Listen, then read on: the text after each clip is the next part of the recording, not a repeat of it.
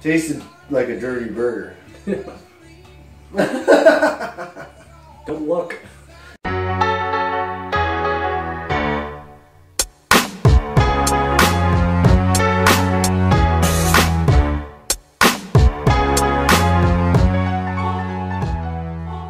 Hey, welcome back. Thirsty Thursdays once again. Yeah, Beauty day in the prairie, you know, as usual. It's a very beauty day in the prairie. It's very nice out, yeah. Absolutely. About 9 months of winter coming very shortly. So with that, you realize we don't have our vests on. We did this once before. Casual. Keeping it casual. Casual Thursday. Every workplace has their casual Fridays. This is our casual Thursday. Every so often, we'll just keep it casual. If you're watching at home, take your pants off. Underwear optional. And here, I'll join you. I'll undo a button here. Oh, the button almost flew away. Yeah, right.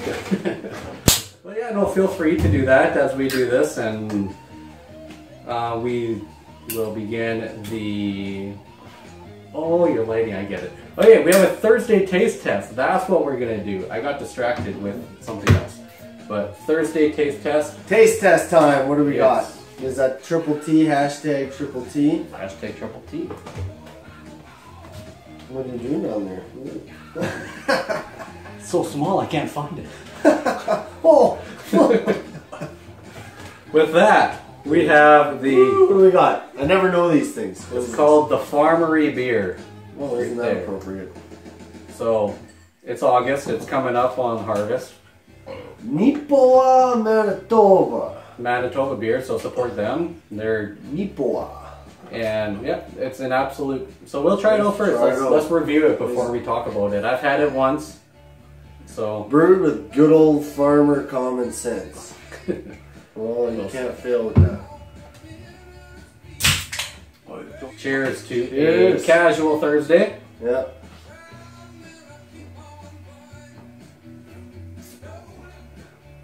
What do you figure? It's not bad. Why is it everything you bring in here is not bad? It's smooth for Manitoba, but surprise, surprise, these are made by farmers. It's not a Pilsner though. Don't expect it to be a Pilsner. Nope. It's far from it. Premium lager is what it is. You can see it right there. Another label again. There's varieties too. So you might see it at your local liquor store, wherever you might be. Maybe not internationally if you're watching there, but in Canada. Farmery.ca. Well, link will be in the description. It might not be farmery.ca, but... No, that's what it says right there. Close to that. Oh yeah, there you go. Yeah, farmery.ca. It is farmery.ca. Yeah. No, that's good. I'll drink this. Absolutely. So what comes with casual days? Casual Thursday. This dates back to... More DJ stories. Yeah, get this. This is week number 10. Oh, we're double digits. We're gonna Tarantino this back to a previous date now. To week number 5, which is halfway. Really? Is that just a coincidence? No, it is. I'm not joking. So this is why you plan these things and I don't. I didn't. Yeah, we don't plan this at all. Okay. Well, it's casual Thursday. We're gonna throw you some more DJ stories, part 2. Part 2. DJ stories, part 2. So we you know, my brother edits a lot of this out, but you know. What do we got? The first DJ story from Robert was missed on the last one, so we're going to recap that one. His first time out DJing, how'd that go for you? Apparently I was there. You were there, because I was 16 at the time. And you were that young? Yeah, I just got my driver's license that summer. And so I drove to Saskatoon, and we went to Watrous, Saskatchewan. So that was just shy of 10 years ago. It was like... It was in Watrous? Yeah, at the Danceland Hall. Oh, right. Yes. Danceland Hall. Yeah, because that's what Gil Campbell... Danceland DJs again, let's part 2. Danceland DJs, yeah. That's where Gil told me he got the name for his company. Yeah, at the Danceland Hall. Yeah. And so we were DJing the show, and I've never DJed ever before prior to that. But at the end of the night, it's a pretty young crowd, pretty young groom and bride. Mm. And the bride... At the very end, we're packing up, ready to go. She always wants to play one more song. Just one more.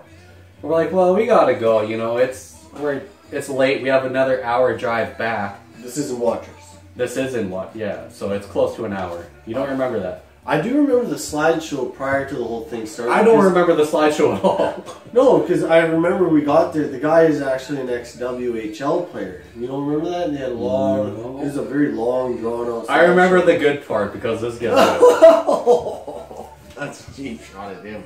Yeah. So at this part, the brides keep begging us for one more song, and we're like, well, we gotta go.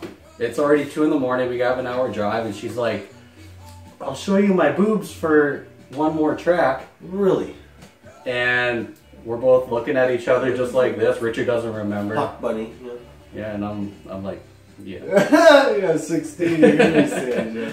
And so it turns out that she doesn't. But the thing is, though, no, I would prior to that, she was on the dance floor and she's all tipsy and boozy. She's nice looking, like probably 25 and blonde and good looking, but yeah, she was not. Yeah, her Pamela Andersons were out, and we saw them already, so we didn't miss out on anything anyway. Well, I don't remember that. No, it was pretty sloppy. First time out DJing with his brother, that's what it is, you know. It's like that every show. So I'll share you a little story of my own now. That's Robert's first time out. And my one story I'll share with you is how I met my wife, Ashley. So I went out to Unity to DJ a show, and Ashley, you know, a friend of mine, Adam, and we'll just leave it at that. I won't say the last names. Adam, you know who I'm talking about. Adam Ant was there, and you know, he lined this whole deal up, so I went out there and I'd meet her and she'd come out and check out the gig while I did the gig and things, and I don't usually get a bad review, but she distracted the hell out of me. The next day I did get a bad review. But you know, I chalked that up to just the bride being jealous of my wife. So were you working with Dance Line DJs at the time? Yeah, I was still with Danceland. Boom, boom. Yeah, still with Danceland at the time, and Gil called me the next day and says, hey, you got a bad review. I said, I thought I did not terrible. Like, so, and you know, DJ stories, they roll right into how I met my wife and where my life is today. I think there's a rhyme in there somewhere. Yeah, there's your next song. Yeah, DJ life and how I met my wife. There you go. You do make music, don't you? Occasionally. Occasionally. I try. You know, family man first, music man second. Talking about being a music man. Yes. How is it that got me into being a music man? You know, I used to spend hours, pretty much when we first moved to Cut Knife, and we stayed in this little tiny house while our family renovated the house we grew up in. And I'd just play down at this little disc track player and this little stereo, and I just listened to his albums over and over again. Yeah, so from that it went on to we finally moved in the house, and we used to throw on these band shows, and it was like I'd be on this toy lead guitar, Robert's banging on the drums, and just a couple pails upside down thing. With the pillow, you don't want to make too much noise. And we had a big staircase, and I was just jumping out, rocking out like I thought I was like the lead of Led Zeppelin or Heather was the lead singer, our sister, you know, Heather. She's Aerosmith or something. She's just rocking the microphone, and you know, that's where the love of performing and doing the music thing come from. Mm-hmm. So we talk about the early '90s and a wedding that our aunt had. And yeah. What's your recollection on that? My recollection of that was my Auntie Ev. She married Uncle Gene. It was just something stuck out in my head. I guess I was a ring bearer. You know, we can snap a full. Robert will put a little photo up here. Yeah. I was a ring bearer, and what I recall from that was just, you know, dancing my heart off, rolling around in Dad's car, all decked out, just in my first suit, and just being the little slick fly guy walking around, just trying to really work in the crowd, getting everybody's reaction. I was probably close to 7, 6 years old. Yeah. And yeah, that's what every time I still play like 1, 2, 3 o'clock, 4, it just brings me back to that place. And never Bill Haley in the comics. There you go. This guy knows his stuff. I'm a DJ. I'm just a guy who's there for a good time, eh? Combined though, we throw a good party. Once again, Digital Keys DJs. Oh, that's a good segue. Yeah. Cheap plug it out there. Yeah, that's a segue now.